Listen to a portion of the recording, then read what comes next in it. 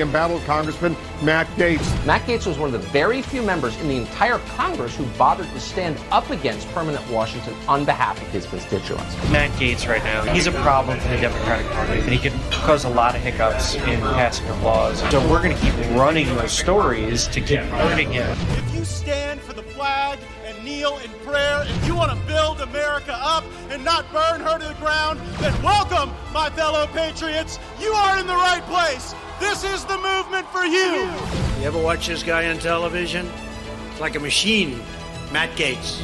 I'm a canceled man in some corners of the internet. Many days I'm a marked man in Congress, a wanted man by the deep state. They aren't really coming for me. They're coming for you. I'm just in the way. The New York Times saying that your bid remains imperiled on the right. NBC News says, can the Never Kevin caucus hold the line? And Politico warned by McCarthy critics one qualified alternative speaker. What can you do in the next couple of weeks to try to lock this up? Because there's a few that are basically saying they're never going to vote for you for speaker, and you don't have the margin that you need in order to get there, at least maybe today? Look, our goal was to stop this Biden agenda, win the majority, and fire Nancy Pelosi. We achieved all three of those. I've been leader for 4 years, and all we've done is win seats when every other Republican entity has lost during that time. We're sitting and talking to every person in the conference. We've had our primary after the election, who to be the nominee. I won that by 85% of the vote. I do not think at the end of the day that 5 Republicans are going to hold up our opportunity to secure the border, or that 5 Republicans are going to sit back and make us not be energy independent, or let this runaway spending continue, because that's what will happen if we don't.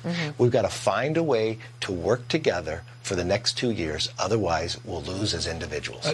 Just in a word here quickly, do you think you have the votes as of today? I think on January 3rd or before then, we'll have the votes. We'll see then. We have achieved. That is the message from Kevin McCarthy. Don't you feel that grand sense of achievement following the midterm cycle? This is Firebrand Live. We are broadcasting from room 2021 of the Rayburn office building on the Capitol complex in Washington, D.C., and it's quite something. Today I've got big updates regarding the impact of the omnibus spending bill on our economy and inflation. I had a great conversation moments ago with Steve Cortez, a conservative commentator that I'm going to be sharing with you. And there is an immigration bill Democrats are pursuing. They just had to pull it off the floor moments ago. I'm going to get into the arguments for and against that legislation. So what you just heard in that cold open, that clip, that was Minority Leader Kevin McCarthy on Fox News today, and it was obvious, wasn't it? He could not tell John Roberts, the host of that program, that he has 218 votes. So let me give you the latest on the negotiations.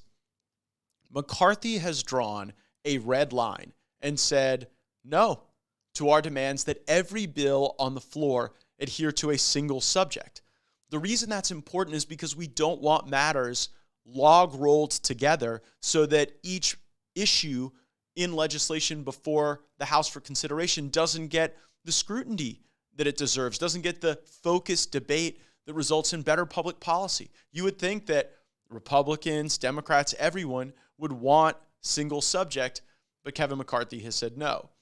McCarthy has opposed drawing conservative groups into a coalition-type government that would allow some conservative groups to select proportional representation on key committees. Now, that's something that would liberate committees from the control of lobbyists who seek to influence the actions of the committees in exchange for money. If you have conservative groups within the Republican caucus able to populate seats on the Rules Committee, the Appropriations Committee, the Ways and Means Committee, well, then you'll see those actions from those groups and from those committees in greater compliance with where the country is. Now, McCarthy has said he'll never accept the motion to vacate the chair in the version that governed the House of Representatives for more than 100 years. Because Kevin has said he will never do these things. To fix Congress and to change Washington, we do have a group of members who are indeed never Kevin. NBC's Scott Wong reported on the dynamic. Here's the headline. The small band of far-right firebrands who could derail Kevin McCarthy's speaker bid is now facing enormous pressure to cave and throw their support to the California Republican. That's in the story. The story from Scott Wong continues. So far, the 5 anti-McCarthy conservatives, informally known on Capitol Hill as the Never Kevin caucus, are showing no signs of backing down, even with the vote for Speaker fast approaching. But there are powerful forces on and off Capitol Hill that have a vested interest in McCarthy ascending to the speakership. The story continues. There's always a quid pro quo. What have you done for me lately? Tennessee Republican Tim Burchett said. Asked what he'll get in exchange for support, Burchett replied, I get nothing. I like Leader McCarthy. I hope he's going to be Speaker McCarthy, but I don't kiss enough butt and I don't raise enough money. So let's just pause for a moment and think about that. Even our rank and file members, a great representative like Tim Burchett from Tennessee, realizing that the dynamic with McCarthy, well, it involves kissing butt and raising money. And because Burchett doesn't perceive that he doesn't do either in sufficient quantity, that limits his mobility for leadership and high-profile opportunities in the Congress. That's really something that a member would think that. So let's get back to the NBC story. It says, quote, the 57-year-old McCarthy is also close to K Street, whose lobbyists have helped make him one of the best fundraisers in Washington. His personal campaign and related PACs raised a record $500 million this past cycle. So think about that. The media saying that the principal qualification for the speakership is who's raised the most lobbyist money, and just brazenly to have it reported that one of the power centers that Kevin McCarthy uses is K Street. Do you think that sits well with the American people? Do you think that grandmothers made phone calls to turn out the vote and people went door to door so that we could have somebody that is beholden to K Street as our speaker? I think not. But the story tells the truth on that particular point, that it's sometimes hard to tell where K Street and the lobby corps ends and Kevin McCarthy begins. There's more about this in this next story. So we had the New York Times actually pick up the discussion we had this week with Representative Andy Biggs on Firebrand. Here's the headline, quote, despite Trump's lobbying, McCarthy's speaker bid remains imperiled on the right. And the article reads in part, quote, Mr. Trump, according to people close to him, is not entirely sold on the notion of McCarthy as a strong speaker, but he considers McCarthy better than the alternative. Close quote. So the buried lead here is that President Trump's lobbying effort, if it still exists, isn't inspired by any sense that Kevin McCarthy is strong. And that's probably why President Trump's lobbying effort has not moved a single vote in favor of Kevin McCarthy. We know that his heart's not in it. It is a fact that Kevin McCarthy is too weak for this job. So back to the article. It reports, quote, there's little evidence that the former president has swayed any skeptics. If Mr. McCarthy does have a plan, he has not shared it with members of his leadership team, whom he has cut out of his deliberations about the speakership race in what some regard as a display of paranoia. Instead, he has been spotted in recent days around the Capitol and the Republican National Committee headquarters with Jeff Miller, a Republican lobbyist who is among his closest confidants. Close quote. I prefer leaders who are not beholden to the lobbyists and pollsters that they rely upon for power and political donations and even living arrangements. Paranoid, imperiled, huddling with lobbyists that prop him up financially. This is the conflict posture of Kevin McCarthy, and it is not the effective behavior of a leader. CNN's Melanie Zanona is reporting that the governance group is sporting a new pin that says, OK, standing for only Kevin. Put it up on the screen right now. Adorable. So I haven't seen anyone actually wear the OK pin, and I just returned from the floor. But it's quite something, right? Like, are the only Kevin people saying that out of 222 members of Congress, literally the only one who should be considered is Kevin McCarthy? paranoid and huddled up with lobbyists? What's more reasonable? Me saying that I'll consider 220 members, minus Kevin and myself, or this governance group saying that they refuse to consider anyone other than Kevin McCarthy, anyone at all. One might note that OK backwards is KO. Moreover, OK seems quite on brand, actually, for the lackluster, uninspiring movement supporting Kevin McCarthy. Like, do you want to vote for Kevin McCarthy? Okay. How's the fight going against the omnibus spending bill that will allow Nancy Pelosi to rule with a dead hand for a year? Okay. How do we do in the midterm election? Okay. I think we need better than okay. We need a real fighter, a real inspiration, a real energy. Something that maybe someone like Jim Jordan could provide. Because okay just isn't going to do it for the moment we are in. Okay for Kevin McCarthy is kind of like the 2022 version of when the Squad was saying, settle for Biden in the last election. We see how well that's gone for the country. I won't settle for Biden, and I won't have a shruggish, okay attitude toward the speakership. As these leadership struggles continue, Nancy Pelosi is sucking every moment out of her final days as Speaker, and that brings us to a segment we like to call Today in Congress.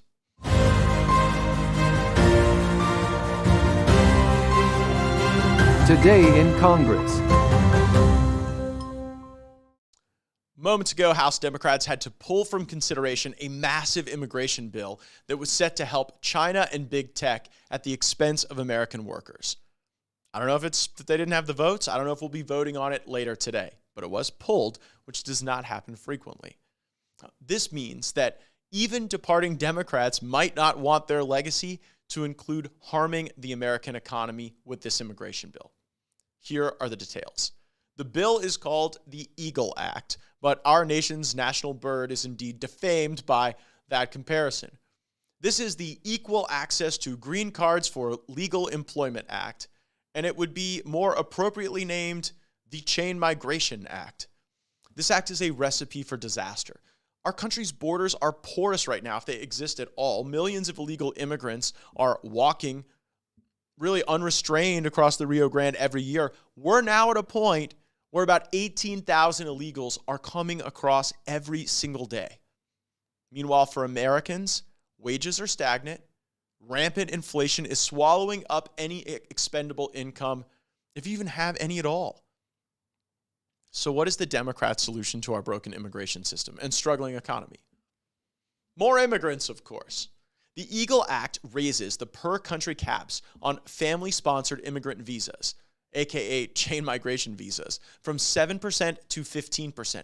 That is a huge increase. The act also completely eliminates per-country caps on employment-based immigration visas. Lastly, it goes so far as to temporarily allow the beneficiaries of certain employment-based immigration petitions file for an adjustment of status, even if an immigrant visa is not immediately available to them with the implementing reforms for this particular non-immigrant visa program. Worst of all, this bill allows certain aliens to obtain lawful permanent resident status if the alien, 1, is in the United States as a non-immigrant, and 2, has an approved immigrant visa petition, and 3, has waited at least 2 years for a visa.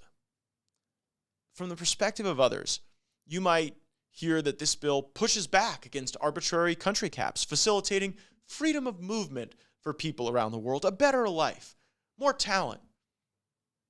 But talent is not equally distributed, right?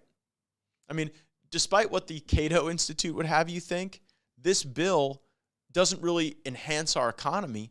It's just a white flag of surrender benefiting the economies of India and China at our expense. So first, we don't believe in freedom of movement or open borders, and talent isn't equally distributed. The impact of this bill will show that. This is a Trojan horse to allow big tech to flood our country with Chinese and Indian workers that they can pay cents on the dollar to.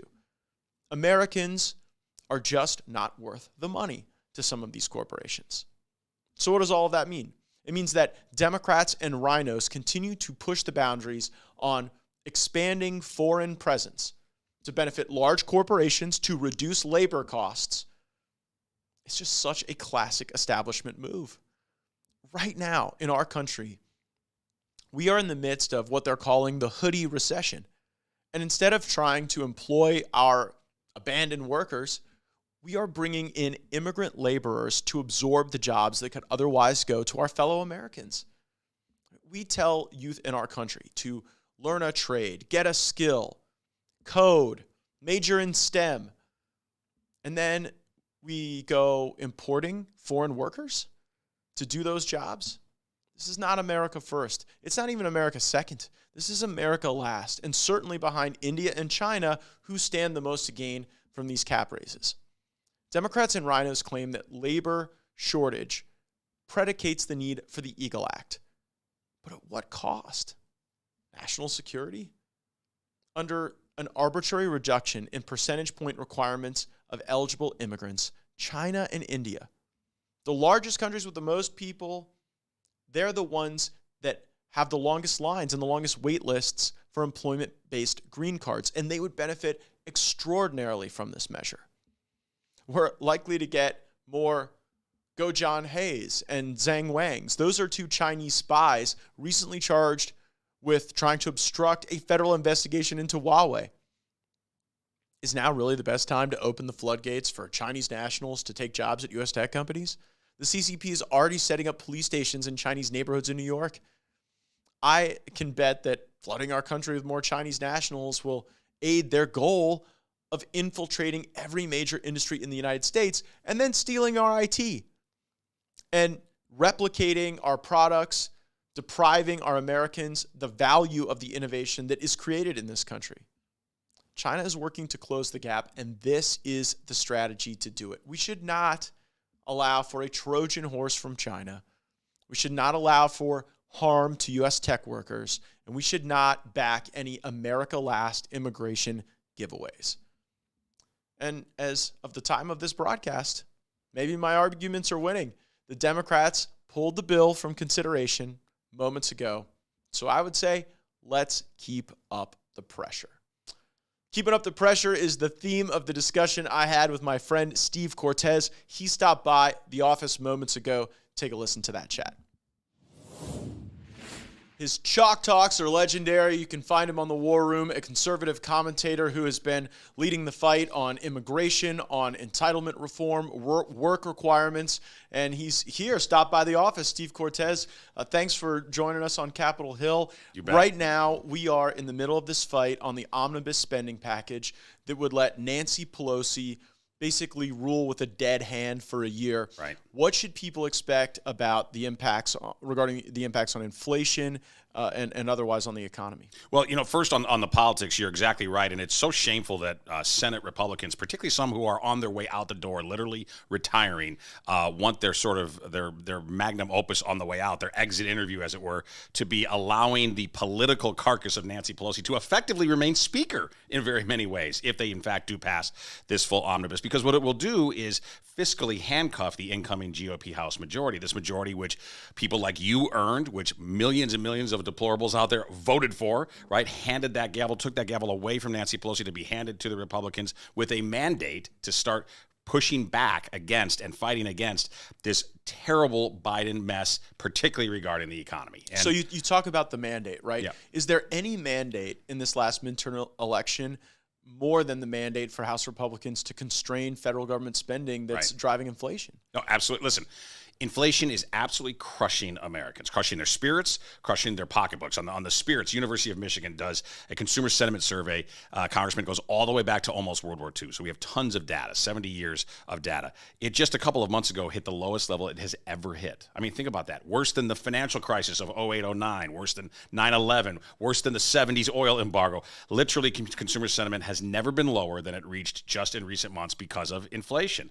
The Federal Reserve met today, raised interest rates yet yet again trying to fight inflation. I actually commend the Fed for finally getting in this fight, but of course it's also fighting an inflation that it had a key role itself in producing. So I don't absolve it of the blame and its complicity as an institution for helping to create this inflation and ignoring it for as long as they did. I think largely for political reasons, because the Fed is unfortunately incredibly politicized. But interest rates are rising, consumer sentiment is plunging, and inflation remains systemic and deeply embedded in the economy. Now, it's slightly less bad, and the White House and the corporate media want us to believe that 7.1% CPI is something to celebrate. By historical standards, it's an absolute crisis. And to be specific, before this year, we hadn't had 7% inflation, headline inflation, since the early 1980s, in 40 years. And what are the consequences of that? The consequences for regular folks, for working class people, middle and lower income folks who work hard, who don't have the luxury of significant savings, their lives are being made unbelievably difficult right now. I often talk about the have-to basket, the three items that you really just need to live: gasoline, groceries, and utilities. All three of those in this most recent CPI report are still going up double digits. The three of them put together are up 12.5% year over year. That is totally unsustainable. Totally unsustainable. It's why real wages, meaning your income adjusted for inflation, real wages have now gone down 20 months in a row. Americans are working harder to get poorer every single day. That's the reality, and that's why the incoming House GOP, and I know you have the guts and the smarts and the conviction to do this, the incoming House GOP must tackle this inflationary madness, but that job's going to be made very difficult if this omnibus tyranny is passed in the coming weeks. Well, they're taking the fight away from us. Right. I mean, what we had hoped was that we would be able to make certain demands of the Chuck Schumer Senate, of the Biden administration, and specifically on work requirements. I mean, one of the things that we really see is a labor shortage right now, and that labor shortage is exacerbated when the federal government is willing to pay people not to work, who are able-bodied, childless adults through Medicaid expansion and all these other social safety nets. When we get this majority, is there a better tool if we ever were to get into a spending standoff other than work requirements, where you think Republicans ought to really stand and fight? The other place where, and again, this is, I think there's only a few items where Republicans should come in and be willing to engage in sort of ultimate brinkmanship. In other words, be willing to risk Biden shutting the government down over an impasse. I think the first is controlling the border. And the second one, in my view, regarding inflation, is, again, unleashing American energy. Because remember, so much of the beginning, the headwater of this inflationary crisis stemmed from Biden's totally unnecessary attack on U.S. domestic energy production. When you combine that with the exorbitant borrowing and spending, you had, unfortunately, the perfect storm for inflationary madness. I think the quickest way, we need to work on the budget, absolutely, but that does take time. The quickest way to inject the most powerful weapon against inflation into our economy would be fully unleashing American energy, drilling pipelines, all of it. So I think that is an important enough issue, along with the border, to make it a hill to die on, a legislative hill to die on. Well, and the reason I think that makes sense is you've got Democrats in the Senate from energy states that see the impact of some of these federal regulations on what their own states want to do to obtain resources from their areas. So you could actually draw a few over if you increase the pressure enough on the energy question. You talked about these outgoing Republican senators who are building the yellow brick road for this Biden-Pelosi spending bill. And I think it's that a lot of them want to go be lobbyists. Yeah. Oh, 100%. And so, this is a K Street bill. Yeah. No, listen, it's to ensure their future careers and their future lucrative riches as lobbyists, and also as a payback to any of the donors, who have supported them over the decades. It's incredibly shameful. Some of them, I'll name names. People like Shelby does not remotely represent the interests of a very conservative, patriotic state like Alabama. And the fact that he's doing this on the way out, it's just... Burr in North Carolina, another one. It's Toomey shameful. in Pennsylvania. Yeah. I mean, these folks just want their trout or their snout in the trough one more time, it seems. How does it end? Do we get deprived of this fight? Well, maybe partially. Let's keep the pressure up, right? In the coming weeks. Look, nothing is certain in these lame duck sessions, right? For example, again, not that this is certain either, but it seems as though on the issue of amnesty, it seems as though we're pushing back effectively, and amnesty is not going to happen in these coming weeks. Again, we can't rest, no complacency out there, but it seems that we are winning that battle. So that tells me that we can win other battles that at this very moment might seem really hard. I mean, I'll be honest, if I had to wager money right now, I'd wager yes, they're going to pass it, unfortunately. That Senate Republicans Republicans are going to team up with Schumer and Pelosi to deprive us of the ability to have a meaningful fight, whether it's about energy, whether it's about the border. Look, the leverage we have is the leverage to fund the government. Right. They call it the power of the purse for a reason. But this is an unequivocal surrender of that power that the voters gave to us. And it strikes me that the senators willing to do this are the real election deniers, because they're willing to deny the fact that there was an election that resulted in Republicans being able to have a voice on this, and it's members of our own party who are selling us out. Right. I think it demands a lot stronger leadership, and I can't believe these people voted for Mitch McConnell again. Yeah. Because he's going to be for it, right? Right. Oh, yes. Yeah, absolutely. So, look, again, just because I said that I think it will happen doesn't mean that it's unstoppable, right? I mean, obviously. So I do want to also encourage all the patriots out there, all the deplorables out there, all the American citizens who are frustrated and trying to, in their lives, full of anxiety because of this inflation madness, to, in these coming days and weeks, to call, to email, to keep the pressure on. So it is not impossible for us to defeat this and get a short-term funding measure. I mean, look, something does need to be passed, right? We need to fund the government until the Republicans come in, but it should be very short-term in nature. And again, these folks are acting shamefully on their way out the door.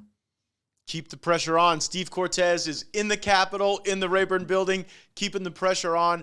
You want to watch the Chalk Talks. This is the best way to have a condensed presentation of information regarding immigration, regarding the economic conditions that businesses are facing, a lot of consumer information there. How do folks stay in touch with all the great analysis you're providing? So please follow me on social media. On Getter, I'm at Steve. Very simple, just Steve. I love to tease Steve Bannon that I got that before him. And then on Twitter, I'm at Cortez Steve, Cortez with an S. All right. Thanks so much for joining us on Firebrand, Steve. Thanks, Congressman. We are back live. Thanks again to Steve Cortez for stopping by and really illuminating the danger presented by the Nancy Pelosi, Chuck Schumer spending bill. I'm going to be against it. Every single Republican should be against it. Those who work with the Democrats to do this, they really are harming our country, and I would hope that they would reconsider. A lot of work to do. A lot of fights ahead. Thanks for joining us on Firebrand. Make sure that you're subscribed with notifications turned on and give us a 5-star rating. And this leadership race, you get a voice in this. So I would love to see your comments, your thoughts reflected in the comments section, however you're viewing our content or listening. Thanks so much for joining us. Roll the credits.